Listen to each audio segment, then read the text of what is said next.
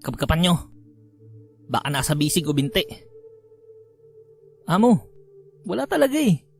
Baka hindi sa taong to naipasa ang mutya. Sige, bugbugin nyo na lang hanggang sa mamatay yan. E papaano tong matanda? Bugbugin nyo na rin. Wala na tayong mapapala dyan.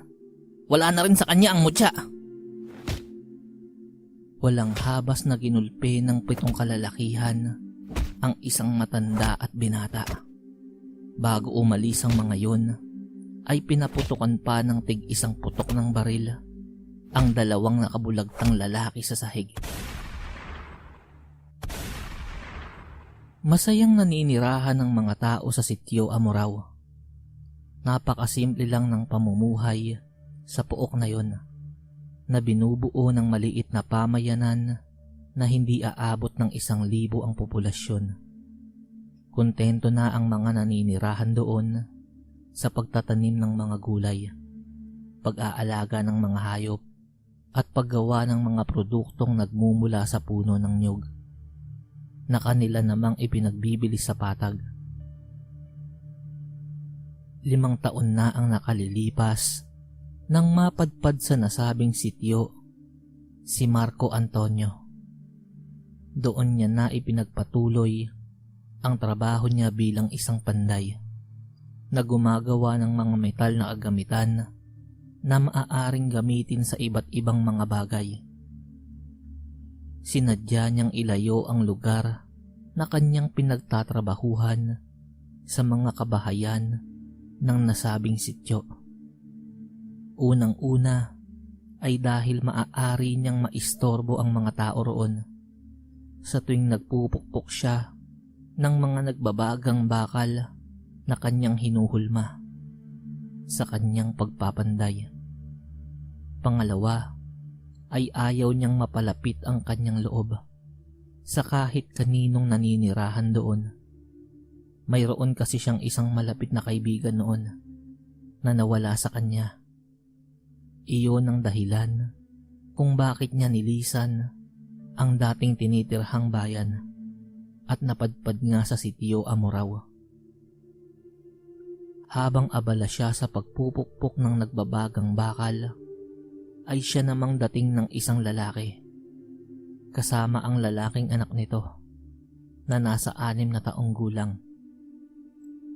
Pare, kukunin ko na ang mga pinagawa kong gulok nang maipamahagi na sa mga magsasaka.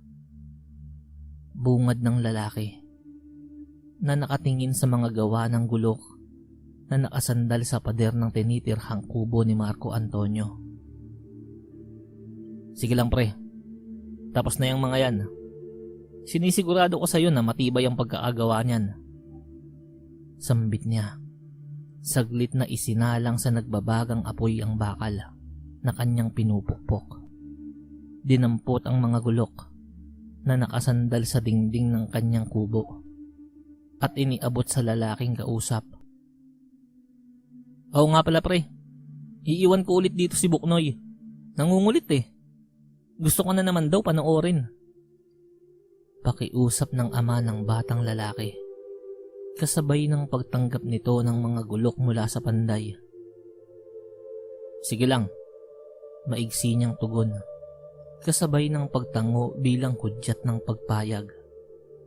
Halos araw-araw ay naroon sa kanyang lugar si Buknoy. Kung hindi ito iniiwan ng ama, ay mag-isa itong pumupunta sa lugar kung saan siya nagtatrabaho. Naroon lang ang bata sa isang bahagi ng lugar na yon at manghang-mangha sa panonood sa kanya habang nagpapanday ng mga bakal na pinagbabaga sa apoy. Mabait namang bata si Buknoy. Hindi yon nagsasalita hanggat hindi niya tinatanong. Iyon kasi ang kondisyon niya sa bata para payagan niya iyong panoorin siya sa kanyang pagtatrabaho.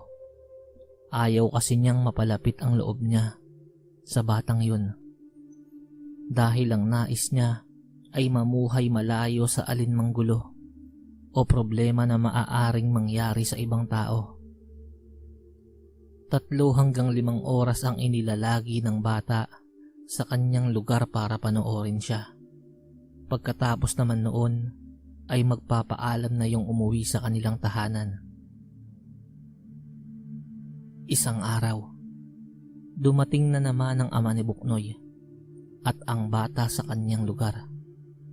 Ang alam niya ay wala naman itong pinagawa sa kanya na nakatakdang kukunin nito sa araw na yon. Pare, iiwan ko muna si Buknoy rito. Nagkakagulo kasi sa amin eh. May mga nagsulputang tulisan na nangingikil ng salapi at nangunguha ng kagamitan sa mga bahay-bahay. Sambit ng ama ni Buknoy bago mabilis na tumalikod at nagmamadaling umalis. Sige lang. Tipid na tugon niya, tanda ng pagsang-ayon. Wala siyang pakialam kung ano man ang gulong nangyayari sa lugar na kinatitirikan ng mga kabahayan ng sityong yun. Ayaw niyang makisali sa kahit anong alitan na maaaring bumasag sa kanyang tahimik na pamumuhay mag-isa. Nang bigla-bigla ay nagsalita si Buknoy. Kuya, ang lakas-lakas niyo. Paglaki ko, gusto ko ring maging panday para mas lumakas pa ako. Tapos ay tatalunin ko yung mga tulisan. Sinira nila yung laruan ko na ginagamit ko sa panggagaya sa ginagawa mo. Sambit ng bata. Hindi na yun naghintay ng kanyang tugon at mabilis na tumayo mula sa kinauupuan at saka umalis para umuwi. Pero hindi ganoon kalaki ang sityo Amuraw dahil ilang oras lang ang lumipas matapos makaalis ng bata ay natunton ng mga tulisan ang bahagi ng sityo kung saan siya nakatira. Paparating pa lamang ang mga kalalakihang yun ay mabilis na siyang lumayo sa kanyang kubo at nagkubli sa isang masukal na parte ng lugar na yun. Inobserbahan niyang maigi ang mga ikinilos ng tulisan. Winasak ng mga yun ang kanyang kubo at tinangay ang ilan sa mga ginawa niyang patalim at kagamitan sa pagpapanday. Minasdan niyang maigi ang mga yun at labis na sumiklab ang galit sa kanyang puso. Nagbalik sa kanyang alaala ang isang pangyayari 5 taon na ang nakararaan. Iyon ang mga taong gumulpi sa kanilang dalawa ng matalik niyang kaibigang matandang antingero. Namatay ang kaibigan niyang antingero dahil sa tama ng bala sa dibdib. Samantala, siya naman ay nakaligtas dahil hindi bumaon sa kanyang balat ang balang tumama sa kanya. Iyon ay dahil sa ikinaloob na ng kanyang kaibigang matanda ang mutya nito sa kanya bago sila bugbugin at barilin ng mga kalalakihang yun. Pero pinakalma niya ang sarili. Buo na ang desisyon niya. Hindi siya maghihiganti. Gusto niya ng tahimik na buhay, yung walang gulo. Hinintay niyang makaalis ang mga tulisan bago bumalik sa kanyang tinitirhang kubo. 1 linggo ang mabilis na lumipas. Hindi naman nagbalik ang mga tulisang yun sa kanyang tinitirhan. Pero parang may mali. Dahil hindi na rin dumadalaw sa kanya ang batang si Buknoy. Ayaw niya mang aminin sa sarili ay talagang nangungulila siya sa presensya ng batang umiidolo sa kanya. Nang gabi ring yun, ay tinungo niya ang lugar sa sityo na kinatitirikan ng kabahayan ng mga residente. Tinumbok niya ang daan patungo sa bahay ng bata. Pero halos panawan siya ng lakas dahil sa eksenang kanyang nasaksihan. Maraming tao sa labas ng kubo. May 2 poste ng bumbilya ang nakatirik sa labas ng kubo na tinitirhan ng bata. May mga bulaklak sa ilalim noon at sa pagitan ng mga yun ay isang maliit na kabaong. Masama na ang kutob niya pero lumapit pa rin siya at sinilip ang nasa loob ng kabaong. Kumpirmado, ang batang si Buknoy ang nasa loob noon. wala ng buhay. Ayon sa ama nito, ay binaril daw ang bata ng pinuno ng mga tulisan. Doon na sumabog ang galit niya na kanyang kinimkim sa loob ng 5 taon. Walang nagtangkang lumaban. Walang nagtangkang protektahan ng bata. Mga duwag! Mangiyak-ngiyak niyang sambit habang yakap-yakap ang kabaong ni Buknoy. Pero may mga baril ang mga tulisan. Sambit ng ina ng bata. Pero hindi iyon naging dahilan para masindak siya. Saan naglalagi ang mga hayop na yun? Tanong niya sa mga taga roon. Sa bundok, doon sila lumalagi. Sagot ng isang lalaki. Wala siyang sinayang na oras. Tinungo niya ang lugar kung saan sinasabing naglalagi ang grupo ng mga tulisan. Walang dalang kahit anong armas, kundi ang sarili at ang mutyang kinaloob sa kanya ng namatay na kaibigan. 5 taon na ang nakararaan. Natuntun niya ang kinaroroonan ng mga hayop. 7 ang bilang ng mga yun. Tulog na tulog ang 6. Ang isa ay gising at nagbabantay. Marahan niyang nilapitan ang nagbabantay mula sa likod nito. Saktong pagharap sa kanya noon ay isang napakalakas na suntok ang ibinigay niya rito. Basag ang pagmumukha noon dahil ang kapangyarihan ng mutyang itinanim niya sa isang bahagi ng kanyang katawan ay pagpapatigas. Hindi niya na hinintay magising pa ang iba at isa-isa niya iyong sinuntok. Basag ang mukha ng mga tulisan. Nangingisay pa ang mga yun. Pero hindi niya pinatay ang pinuno. Sinipa niya yun hanggang sa magising. Tila na alimpungatan ng lalaki. Nang makita ang sinapit ng mga kasama, ay bumunot ito ng baril at pinaputukan siya. Pero hindi siya tinatablan ng mga balang nagmumula sa baril nito.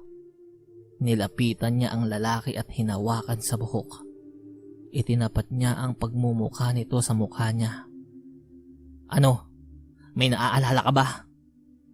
Tanong niya rito. Buhay ka? Paanong nangyari? Tanong ng lalaki. Pero ang naging kasagutan niya ay ang madiin na pagngudngud ng mukha nito sa lupa. Nang iangat niya ang mukha ng lalaki, ay sinagot niya ang tanong nito. Hindi niyo talaga makikita sa katawan ko ang mutya dahil ibinaon ko yun sa ari ko. Iyon din ang nagligtas sa akin sa kamatayan noong barilin niyo kami ng matalik kong kaibigan. Iyon ang huling isinambit niya, sabay kaladkad sa lalaki. Hawak-hawak niya ang buhok noon mula sa pinanggalingang kuta ng mga ito hanggang sa makarating sila sa bahay ng batang si Buknoy. Hawak-hawak pa rin nito ang buhok ng lalaki nang idinungaw niya ang ulo noon sa ibabaw ng kabaong ng bata. Buknoy, kung hindi ka kayang ipaghiganti ng mga kababayan mo rito sa sityo, ako kaya ko. Iyon lang ang huling sinabi niya. Sabay mabilis na itinulak sa lupa ang lalaking sa mga oras na yun ay nagmamakaawa sa kanya. Kitang-kita ng mga tao sa sityong yun kung papaanong paulit-ulit suntukin ng panday ang mukha ng pinuno ng mga tulisan hanggang sa madurog iyon pati ang bungo. Malungkot at umiiyak na nilisan ng panday ang lugar na yun kung saan nakaburol si Buknoy. Kinaumagahan ay nilisan kaagad ng panday ang sitio Amurao. Pilit nakakalimutan ng mga nangyari. Habang buhay na ring nakatatak sa mga alaala ng taga-sityo, ang lalaking tumugi sa mga tulisan, ang panday ng sitio Amurao na nagtataglay ng mutya sa ari.